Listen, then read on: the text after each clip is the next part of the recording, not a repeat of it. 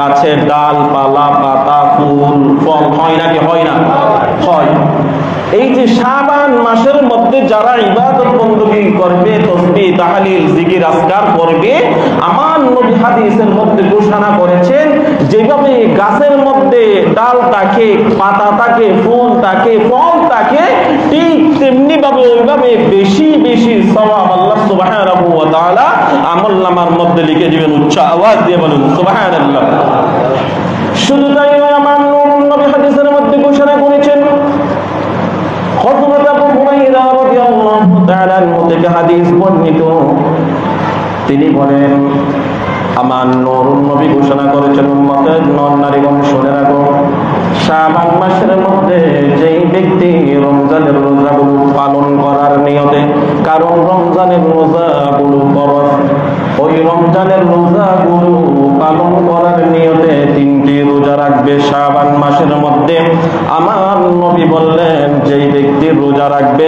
তার গুনাহ মাফ না হওয়ার কোনো কারণ নাই। অর্থাৎ এটা অর্থ দাঁড়ায় আপনি যখন 3টি রোজা যখন শাবান মাসের মধ্যে আপনি পালন করবেন, আমার নূরুন নবী ঘোষণা করেছেন উম্মত 3টি রোজা পালন করার কারণে তোমার আমলনামার মধ্যে যদি কোনো গুনাহ থাকে, ওই গুনাহগুলো আল্লাহ সুবহানাহু ওয়া তাআলা মাফ করে দিবেন।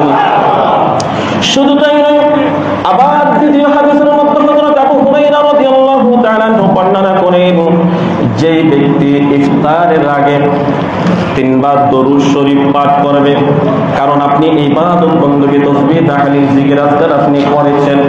কিন্তু দুয়ার পূর্বে যদি আপনি আমার নবীর উপর যদি দরুদ না পড়েন, তাহলে আপনার ইবাদত বندگی তাসবিহ তাহলিল জিকির আজকার রোজা বলেন যাকাত বলেন কোনো কিছু আল্লাহর দরবারে কবুল হবে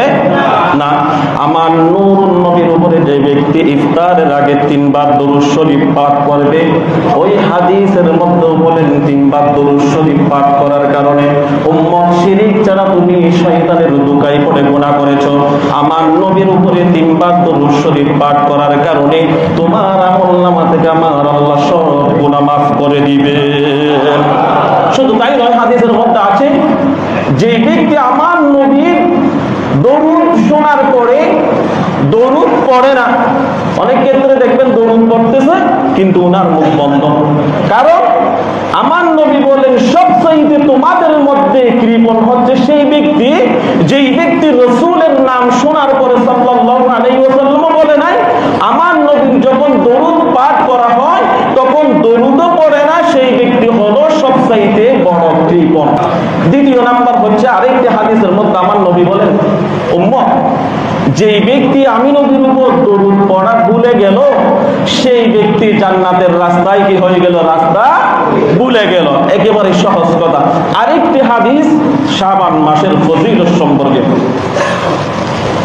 সাহাবীর নাম হচ্ছে হযরত উসামা ইবনে যায়েদ রাদিয়াল্লাহু তাআলা হাদিস বর্ণনা করেন, এই যে উম্মতের নর নারীগণ শুনে রাখো, আমার নূর নবী নবুয়তের জবানে ঘোষণা করলেন, নর হোক নারী হোক পুরুষ হোক মহিলা হোক, এই শাবান মাসের মধ্যে 3টি নফল রোজা রাখবে, সেই ব্যক্তি যখন ইন্তেকাল করবে কিয়ামতের ময়দানে যখন আল্লাহ সুবহানাহু ওয়া তাআলা যখন কবর থেকে তুলবেন, উনি যখন কবর থেকে উঠবেন কবরের পাশে একটি উট পাবেন,